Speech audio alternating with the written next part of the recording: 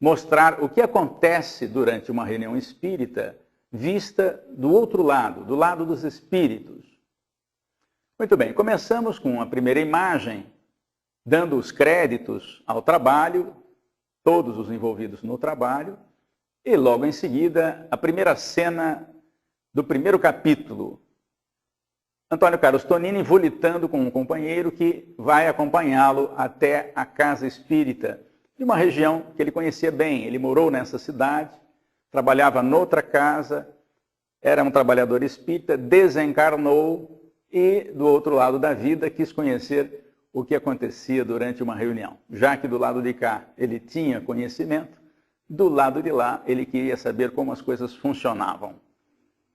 Muito bem, costumo brincar que nessa cena em que eles estão volitando, você não deve tentar fazer isso em casa, porque com este corpício ainda não é possível volitar.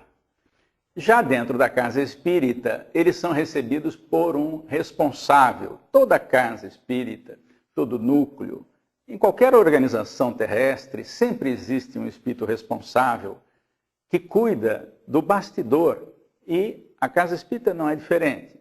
Joel é o espírito encarregado dessa direção. Ele recebe Tonini, o cumprimenta e aproveita para apresentar a Tonini Marcos, o espírito que está logo atrás do Joel, à direita, é que ficará responsável por acompanhar Tonini nas suas observações durante a reunião. Logo em seguida, o mesmo Joel reúne todos os trabalhadores, horas antes até da reunião começar aqui na Terra. Todos os trabalhadores se aproximam, vão ao salão principal para a prece e para a sua preparação. Costumo brincar também que nessa reunião de espíritos não tem nenhum anjo com asa. Os espíritos, nada mais, nada menos, são aqueles que saem da Terra e continuam suas experiências do outro lado. Portanto, há muito trabalhador aqui da Terra que desencarna e continua trabalhando na sua casa de origem, por exemplo. Feita a preparação, começam as observações ainda sem o público ter chegado à casa. Uma das coisas que a que Tonini se refere é que toda instituição tem uma equipe de defesa, uma equipe de segurança. Por que isso? Ora, porque aqui na crosta aglutinam-se muitos espíritos que não têm o ideal do Cristo, estão distantes das lições de Jesus e, portanto, eles poderiam invadir o ambiente. É preciso ter seguranças para isso. E já no salão principal, o Tonini mostra, numa posição mais alta, como se estivessem numa outra estrutura, e veremos mais adiante como é que isso é feito, 2 responsáveis pela segurança estão dentro do salão, com um dispositivo que permite, eventualmente, se for necessário, sedar com um pequeno raio, que não mata ninguém, mas pode sedar um espírito que esteja presente à reunião, e ainda que tenha sido autorizado, na hipótese dele ter um surto, ele possa simplesmente ser sedado sem causar maiores constrangimentos ao desenrolar da reunião. Então, o Marcos mostra ao Tonini esses 2 espíritos que já estão apostos para essa eventualidade, quando os encarnados e os desencarnados forem admitidos ao salão principal. Falamos então de uma primeira equipe, que é a equipe de segurança que a Casa Espírita deve e tem. Agora vamos falar de uma outra equipe que também a Casa Espírita tem, é a equipe médica. O responsável pela equipe médica já está no ambiente que será utilizado para os passes, e observa-se que 2 trabalhadores carregam uma espécie de ânfora à mão, e o Tonini pergunta o que é isso ao Marcos. E o Marcos explica que aqueles são recursos colhidos na natureza. Aqui na natureza densa, mas eles recolhem os fluidos que são emitidos pela natureza densa. Vamos ver que tipos de fluidos são obtidos na natureza. Essências que saem das árvores, das raízes, das cascas das árvores, muito antes das folhas, mas também dos frutos e também das flores. E é claro, não podemos esquecer da água. o solvente universal, de onde saem muitos recursos para o tratamento na casa espírita durante a atividade do passe. Portanto, esses fluidos que são manipulados, juntos com a doação particular de cada espírito que secunda o passe e de cada doador de fluidos aqui encarnado, que normalmente chamamos de passista, esses três recursos, os recursos do mundo espiritual, os recursos da natureza, os recursos dos espíritos e os recursos do encarnado, compõem uma trilogia que vai receber um quarto elemento, que são recursos de mais alto. Mas nós falaremos isso mais à frente nessa história. Conhecida a equipe médica, vamos passar a uma equipe que normalmente nós não temos notícia, de que nós não temos notícia usual. Uma equipe que faz o trabalho com equipamentos na casa espírita.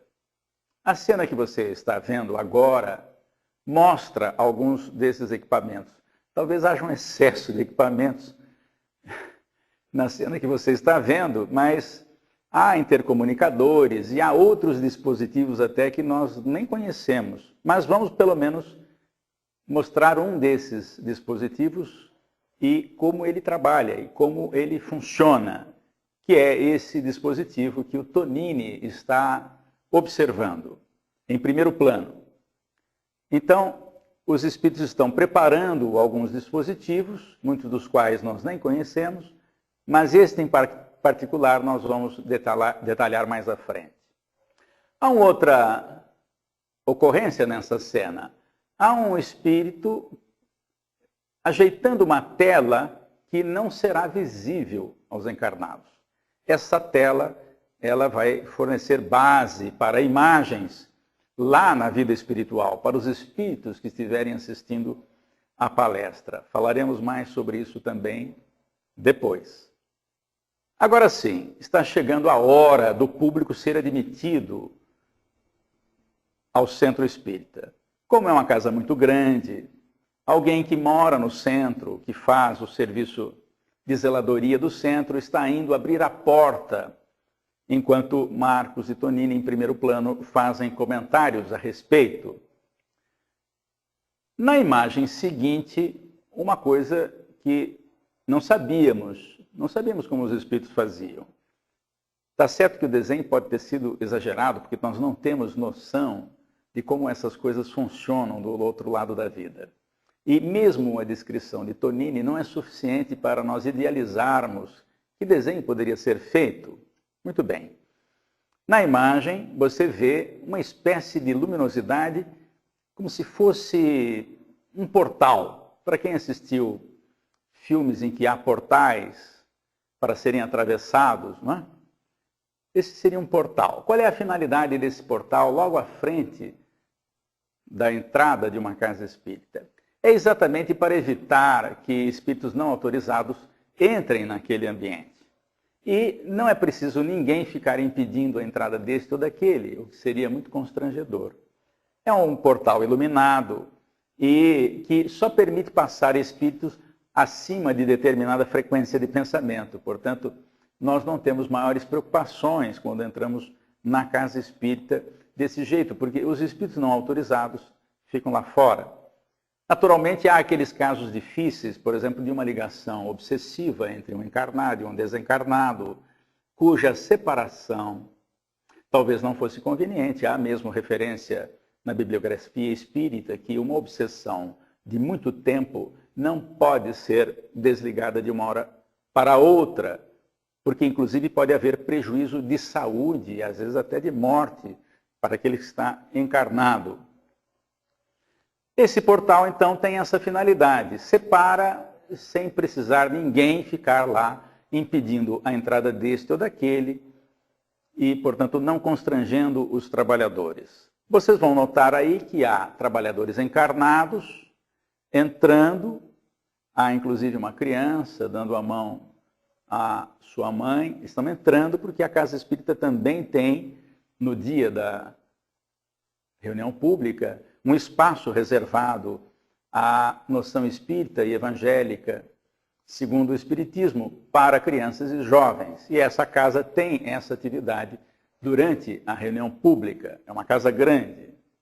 E você pode ver também, à frente da imagem, vários espíritos, com o perispírito de tonalidades diferentes. Foi usada a cor escura para mostrar aqueles espíritos que estão aqui na crosta e que não conseguem ascensão, e, portanto, diante daquela luz muito grande que o portal oferece, muitos até confundem como sendo ali a porta do céu. Há essa referência. Mas não é o céu, é aqui uma casa espírita, recebendo necessitados do mundo espiritual e também aqui do mundo material. Estes espíritos mais escuros na cena, eles não estão autorizados a entrar, e isso é feito de maneira muito natural, como já explicamos. Muito bem, já dentro da casa, passemos a outro momento importante na reunião. É o momento de preparação, a reunião está por começar. A maioria das casas usa o recurso da música ambiente, da música de fundo, suave, mas que emociona, e que fica permanentemente recebendo os companheiros que estão chegando. Mas em algumas casas há também a música ao vivo, onde um trabalhador que toca algum instrumento, quase sempre o violão, e também canta, faz uma apresentação, às vezes até mesmo uma prece musical. Na imagem que você está vendo, esse trabalhador tocando violão faz então a preparação do ambiente. E aí já chegam os primeiros recursos de instâncias superiores. Essa referência de recursos que vem de instâncias superiores foi pela primeira vez mostrada na obra psicografada por Francisco Cândido Xavier, chamada Os Mensageiros, o segundo livro da série André Luiz. Foi lá que André Luiz, pela primeira vez, falou que na hora do passe feito lá na vida espiritual, também existem recursos chegando de mais alto, mostrando que há uma hierarquia muito interessante que nós vamos conhecer um dia, ou vamos relembrar um dia, de como funcionam os trabalhos intercessórios. Esses recursos caindo sobre o orador caem também sobre toda a plateia que já está presente, como se fossem pequenas pétalas, pequenos flocos de energia. Caem sobre todos para melhorar a condição ambiente. Não é ainda o passe, mas os recursos chegam logo no início, como uma preparação dos trabalhadores, para quem vai fazer a palestra, para os demais trabalhadores e também para o público que vai ouvir e participar. Muito bem, feita a prece, começa a reunião. O orador está à mesa, ladeado por 2 cooperadores encarnados, que o sustentam na atividade com recursos energéticos, e atrás dele, 2 espíritos fazem a sustentação do outro lado da vida.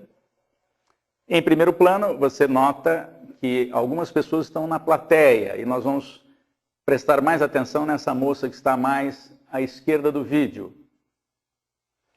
A palestra começa e um jato de luz que liga pensamento do espírito que está atrás do orador encarnado e a mente do orador mostra o seguinte: a ideia é passar que existe uma ligação de quem fala na casa espírita com a mentoria.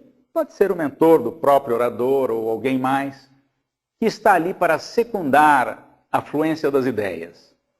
Mas um detalhe: esse espírito que está por trás disso, que facilita as lembranças do orador, não pode nunca colocar na boca do orador, ou melhor, terá muita dificuldade de o fazer, nunca a gente não deve falar, caso a informação não esteja no conhecimento do orador.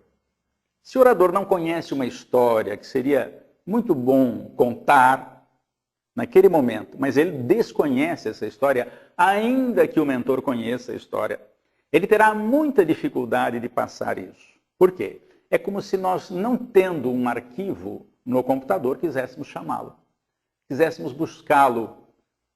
Nós não vamos conseguir. Por quê? Porque o arquivo não está lá. Portanto, o orador traz o seu conhecimento, é com este conhecimento que os espíritos trabalham. Claro, pode haver exceções. Às vezes, uma providência, uma visão, uma imagem pode ser mostrada ao orador, a audiência do orador pode ser ativada, de modo a ele falar uma coisa, vendo o que está acontecendo, para ilustrar melhor. Mas isso nem sempre acontece para a maioria dos oradores encarnados aqui. O fato é que a palestra desenrola e, normalmente, nós não imaginamos o que está por trás de uma palestra. Porque na mente daqueles que assistem à palestra, os pensamentos estão sendo trabalhados. As ideias do orador, sendo colocadas, acabam despertando os pensamentos de todos os encarnados. Esta jovem, em primeiro plano, tão logo o orador faz uma referência às atitudes evangélicas, do respeito ao próximo, faz com que a moça lembre imediatamente de um episódio daquele dia, no início do dia, que ocorreu entre ela e sua mãe. Por uma bagatela, uma coisa mínima, ela brigou com a mãe antes de sair para o trabalho. Falou-lhe rispidamente e depois saiu, como a gente costuma dizer, pisando nas tamancas, bateu a porta e deixou a mãe entristecida. Pois, quando o orador fez a referência evangélica, imediatamente ela se lembrou do inconveniente que plantara no coração materno. E ouvindo a palestra e a referência evangélica, propôs a si mesmo, quando chegar em casa, vou pedir desculpas à minha mãe. Estas e outras ocorrências são mais comuns do que a gente imagina. E nós, aqueles que falam em público e aqueles que ouvem aqui na Terra, não têm noção do que está acontecendo portas íntimas adentro da criatura, porque os pensamentos não param. E às vezes a reflexão de 1 minuto é motivação para a mudança de comportamento, que é o que se deseja. A proposta de Jesus é que mudemos o nosso comportamento. Não para sermos bonzinhos, é porque existe uma relação entre comportamento e doença, por exemplo, que nós sabemos hoje pela doutrina espírita. E por isso a advertência de Jesus, toda vez que curava, primeiro uma advertência de que Jesus não curava ninguém, ele propunha a cura, acrescentava recursos, mas a cura só viria se a pessoa se modificasse. Então, ao curar, Jesus sempre dizia, tua vontade te curou. Vá e não erres mais para não te acontecer coisa pior. Ora, que referência é essa? Senão uma relação de causa e efeito entre comportamento e doença. São os nossos comportamentos que geram as nossas doenças. Voltando um pouco atrás, nós falamos agora há pouco na palavra vontade para ilustrar uma frase de Jesus, mas Jesus usou a palavra fé. E fé, segundo Allan Kardec, no capítulo 19 do Evangelho segundo o Espiritismo, é uma combinação de 3 fatores: vontade, certeza e lucidez. Vontade para desejar fazer, certeza de que vai conseguir e lucidez para escolher os melhores caminhos. Isso está no capítulo, repetindo, 19 do Evangelho segundo o Espiritismo. E, portanto, essa referência mostra, como eu já falei, uma relação de causa e efeito entre a minha vontade e as minhas doenças. O meu comportamento e as minhas doenças. Muito bem, seguimos em frente agora na história. Marcos e Tanini observam agora, entre o público, uma senhora no centro da cena, cujos pensamentos, pela cor da nuvem que está em torno dela, mostram que ela não está pensando bem. Os espíritos estão observando isso. Na Terra não conseguimos fazer isso, mas lá eles conseguem. Essa senhora está pensando alguma coisa que não é boa e, portanto, esses pensamentos acabam escorrendo para o seu tórax e ela sente uma certa pressão no tórax. E Marcos diz ao Tonini o seguinte, olha, ela gera o próprio desconforto. Mais uma vez a tese de que as nossas doenças têm causa no nosso comportamento. O que pode ser um pensamento, porque o livro não fala o que ela estava pensando de ruim. Mas nós podemos aqui imaginar uma série de situações. Por exemplo, que essa senhora não gosta da nora. Pode acontecer. Pode, e talvez seja mais comum do que a gente imagina. Ela não gosta da nora porque se sente responsável pela felicidade do filho. Ela acha que o filho fez uma má escolha. Ora, se a escolha é dele e ele já é maior de idade, ele que enfrente a situação. Eu não consigo mais, numa idade como essa senhora está, interferir na vida do filho sem prejuízo a mim mesmo. E, portanto, pensando mal da nora, esses pensamentos nocivos acabam se sobrepondo aqui no tórax, junto do órgão, que é o do sentimento, o coração. E essa pressão a faz sentir-se mal. É a primeira vez que ela está indo ao centro espírita, por exemplo, porque alguém lhe falou, se você tomar um passe vai sarar. E de fato, Marcos diz a Tonini que ela vai à sala de passe, vai tomar passe e os espíritos vão remover aquela nuvem escura. Mas, se ela não mudar comportamento, ela vai continuar com esse problema, porque se chegar em casa e voltar a pensar mal da nora, ela vai produzir novamente aquele teor de pensamento, que vai escorrer e vai se concentrar logo acima do órgão do sentimento. Esse desconforto vai permanecer. Ela só vai sarar o dia que ela mudar comportamento, marcando a tese de Jesus, que são os nossos comportamentos que geram as nossas doenças. Portanto, ela vai tomar passe várias vezes e vai melhorar, mas ela é a geradora do próximo desconforto. Se esse desconforto prosseguir, ela pode ter, por exemplo, vou dar um exemplo, isso não quer dizer que o que eu vou citar seja o caso de todas as pessoas que passam por esse problema. Pode ser que ela tenha e desenvolva nódulos no seio, por exemplo. Se esse problema persistir, é possível que o câncer venha também nessa região. E às vezes em palestra, algum homem levanta a mão, senhor Américo, quer dizer que eu nunca vou ter câncer aqui no tórax, porque eu não tenho seio. Eu respondo, cuidado, porque o órgão de choque pode ser outro. Somos nós que localizamos a energia negativa onde a gente quiser. Por quê? Porque há órgãos de choque por todo o corpo. E às vezes, se na mulher é aqui, nesse caso, no homem pode ser no outro órgão. Mas vamos em frente. Agora a cena mostra 3 pessoas, uma dormindo profundamente, a outra cochilando, e uma terceira, uma senhora, que está piscando pesado. Por que colocamos isso? O livro fala que as pessoas, quando vão a uma casa espírita, nem sempre se comportam atentos. Há pelo menos 3 causas identificáveis. Podem existir outras. Aquele senhorzinho mais no fundo, que dorme profundamente, faz um trabalho difícil, um trabalho braçal, chegando à casa espírita, está cansado, o ambiente da casa espírita favorece, a leveza do ambiente, do ponto de vista fluídico, energético, facilita, ele aproveita aqueles instantes e acaba descansando ali mesmo. Já isso não acontece com aquela senhora que está piscando duro. Ela não está prestando atenção direito na palestra, e quando não presta atenção, ela se desinteressa, acaba fechando os olhos muitas vezes, piscando duro, é capaz de dormir. Talvez seja por causa também do orador. O orador às vezes não está agradando. Pode acontecer, não está num dia bom, não está num dia feliz. Mas também ela não exerceu a vontade no sentido de aprender com as lições que são faladas na casa espírita. Todo orador, todo falador da casa espírita tem uma coisa a dizer, tem uma experiência a contar. E, portanto, nós podemos nos utilizar dessas experiências se estivermos atentos. Mas, em primeiro plano, aquele que dorme aí profundamente, esse senhor está sob influência. O espírito que o influencia não gosta que ele vá ao centro. Ele não entrou, está lá do lado de fora. E tem uma nuvenzinha escura aí, né?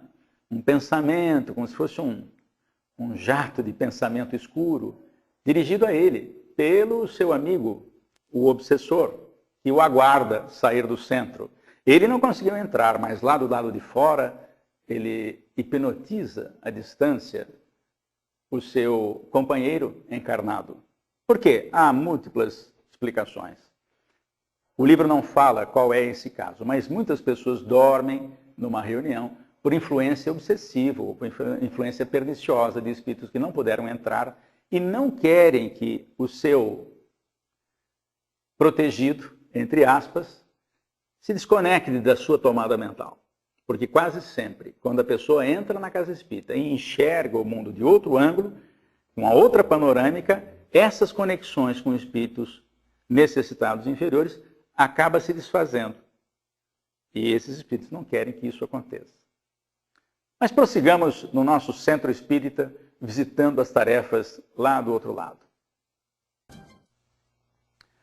Agora é um senhor cuja tela mental nós não estamos vendo ainda, mas vai aparecer daqui a pouco na sua tela. Tonini está percebendo, com a ajuda de Marcos, que este cavalheiro não está atento à palestra. Ele olha, mas não vê. Não enxerga. Ele está pensando em alguma coisa. Vamos ver o pensamento dele. Ele está pensando nos negócios. Está se vendo na mesa de trabalho, no escritório. Tonini pergunta a Marcos se ele está com algum problema. Ele diz, não. Ele só está preocupado em ganhar dinheiro. Pode ser que esteja visitando pela primeira vez a casa espírita e ainda não atentou para a proposta dos espíritos. Portanto, isso é muito comum na casa. Aquelas pessoas que vão assistir a palestra, mas estão vivendo uma outra realidade nos seus pensamentos. Bem, agora chegou a hora de nós conhecermos o que acontece do outro lado da vida para aqueles espíritos que entraram para também assistir a palestra. Algumas pessoas podem ficar preocupadas quando entram numa casa e sentam-se à cadeira. Elas podem se perguntar, será que eu estou sentada no colo de um espírito? Ou é ele que está no meu colo? Isso seria constrangedor. Nós, na casa espírita, não temos essa preocupação quando já somos de algum tempo na doutrina. Mas aqueles que chegam pela primeira vez podem ter essa dúvida. A cena que você vai ver mostra que há um mezanino, uma região estruturada no mundo espiritual, com recursos de matéria do mundo espiritual, para receber exatamente os espíritos que vão acompanhar a palestra.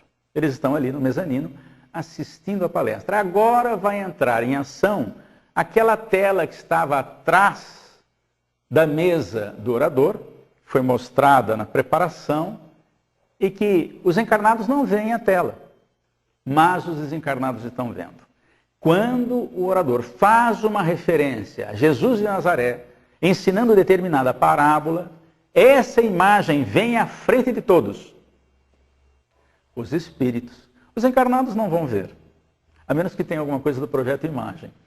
Mas, lá na vida espiritual, esse recurso é bastante utilizado, mostrando que também na vida espiritual eles usam a imagem para comunicar melhor uma ideia.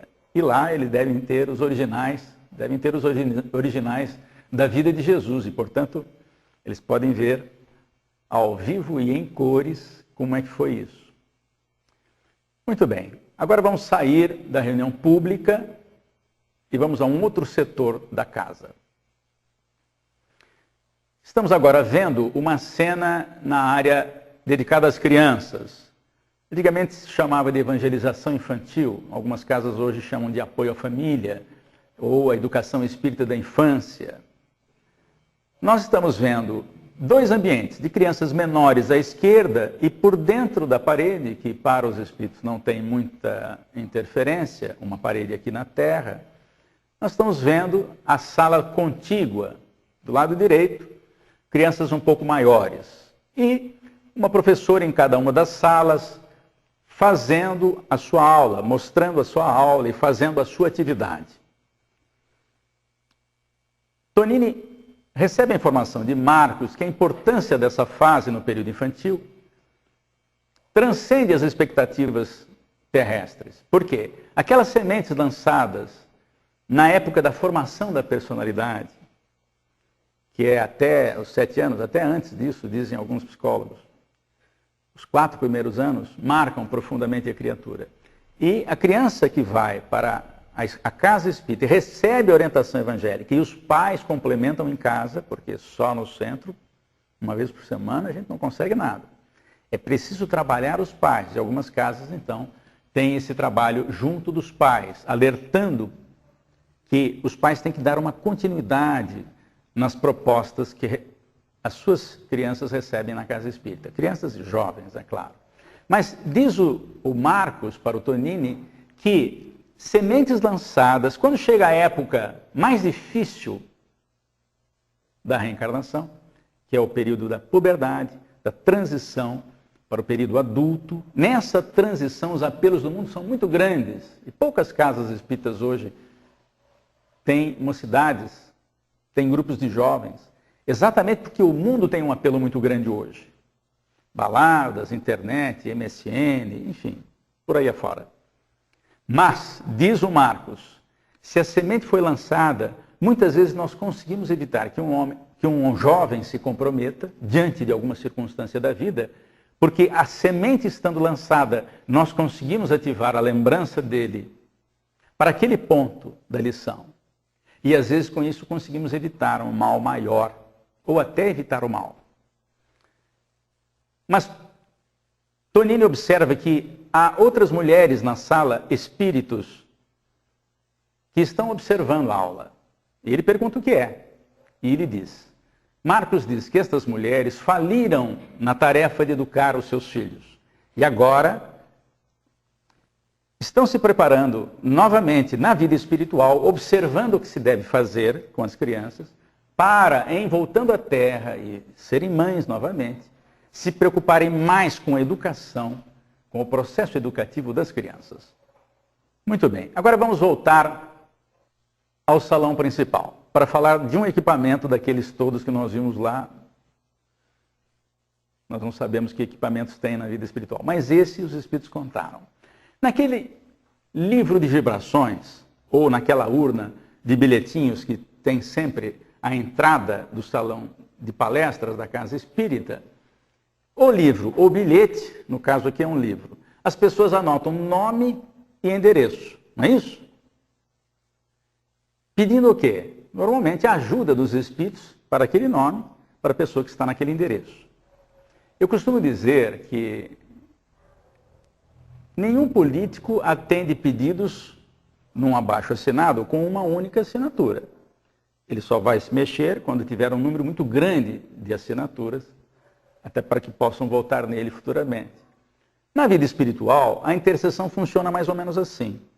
Às vezes me pedem para colocar o nome de uma pessoa no livro. Eu coloco. Mas qual é o meu grau de envolvimento com aquela pessoa? O ideal é que a própria pessoa interceda. Quer dizer, aquela que tem um nome que a pessoa conhece, que sabe que precisa, faz a intercessão. Por quê? Quando ela faz isso, ela coloca toda a sua energia. E por que eu estou dizendo isso? Porque vocês podem pensar o seguinte, mas qual é o critério dos espíritos para detectar quem precisa mais e quem precisa menos? Não é quem precisa mais e quem precisa menos o critério. O critério é da intensidade de méritos e deméritos. O aparelho é passado porque nem todos os espíritos têm essa percepção. Eles precisam, alguns deles precisam de aparelhos. Quando o aparelho passa sobre o livro, salta na tela a energia do pedido feito por alguém. Aparece um nome lá. Dá para ler o nome aí. Né? Não interessa aqui qual. Porque foi um nome fictício. Aparece o nome de uma pessoa. Tonini pergunta, mas por que esse nome está aparecendo? Porque a pessoa que gravou ali o pedido não era o que está no nome, o que está lá registrado. Mas a pessoa que gravou o nome da pessoa necessitada fez isso com tal intensidade que aquilo salta aos olhos no aparelho. O dispositivo é para isso. Vamos ver na próxima cena uma imagem ampliada. O nome está bem claro ali. Eles descobrem que a pessoa que fez o registro está presente naquela reunião, naquele dia. E eles vão até ela para investigar o problema e ver o que é possível fazer. Quem registrou o nome do senhor Antônio, que está aí, um nome qualquer, não tem nenhuma referência pessoal, foi a mãe dele. A mãe está preocupada porque a mulher o abandonou com os filhos. Ele cuida dos filhos agora, mas está desacorçoado da vida, está pensando em se matar. E a mãe, percebendo isso, fez um pedido. Ela não consegue demover o filho dessa situação. Já tentou de tudo, mas agora pede aos amigos espirituais que façam alguma coisa. E logo em seguida um espírito se aproxima para consultar a tela mental desta mãe, que está lembrando do filho. E os espíritos vão tentar fazer alguma coisa assim. A pedido dela. O mérito é dela. A necessidade é do filho dela. E eles vão ver o que é possível fazer. É claro, em toda ajuda tem uma recomendação das lições de Jesus. Primeiro nós temos que nos ajudar, depois o céu ajuda. Ajuda-te que o céu ajudará. Mas, como a mulher, a mãe da pessoa, fez um pedido com muita intensidade, os espíritos vão fazer o que é possível. Muito bem. Agora chegou o momento dos passes. Lá na sala de passe é que vamos observar um outro fato. No canto lá à esquerda tem uma pessoa pensando em tudo, menos no que está acontecendo ali. E mais no centro das pessoas que vão tomar o passe está uma jovem que sai levemente do corpo. E podemos perceber isso pelo laço que une o seu perispírito ao corpo de carne. O que Marcos explica ao Tonini? Diz que o passe, ele é de um teor de energia que penetra o nosso corpo. Mas, se o perispírito sai um pouquinho, por esforço da prece, da concentração de quem vai tomar passe, o perispírito praticamente absorve todos os recursos. E quando volta a se justapor ao corpo de carne, consegue fazer um efeito melhor, mostrando mais uma vez a lição de Jesus, a cada um segundo as suas obras. Enquanto o homem no canto, à esquerda da imagem, não está preocupado com nada, está tomando passe automaticamente, a jovem está fazendo uma oração naquela hora. Isso dilata um pouco o perispírito, ele nem talvez tenha saído tanto do desenho, no desenho que está sendo mostrado, o perispírito talvez não tenha saído tanto do corpo. Isso foi um exagero de desenho para mostrar que o perispírito às vezes se dilata, ou às vezes sai um pouquinho, só para mostrar isso. Terminado o passe, vamos dar uma passadinha lá no ambiente onde estão as garrafas d'água com os nomes. E os espíritos estão magnetizando a água, colocando ali recursos que podem servir de medicação para aquela pessoa cujo nome está estampado na garrafa. Naturalmente, os espíritos investigam as necessidades e colocam ali recursos compatíveis com méritos e deméritos de cada um para que cada garrafa tenha a sua contribuição adequada ao seu problema orgânico.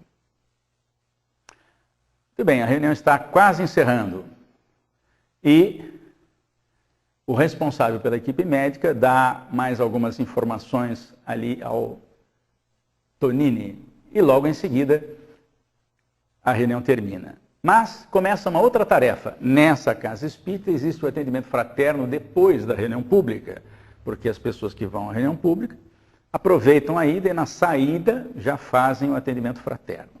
O companheiro que vai fazer o atendimento fraterno já está a postos fazendo a sua leitura de preparação, a sua oração, e 3 espíritos estão designados para ajudá-lo. A responsável por essa equipe é uma mulher, é o espírito de melhor percepção, melhor sensibilidade. Os outros também cooperam. Muito bem. A primeira pessoa que é atendida é um senhor que tem alguns problemas orgânicos já instalados no corpo físico. E a imagem mostra que esta mulher, esse espírito que é mulher, está vendo dentro do organismo dele exatamente onde está o problema. Ela sabe onde está o problema.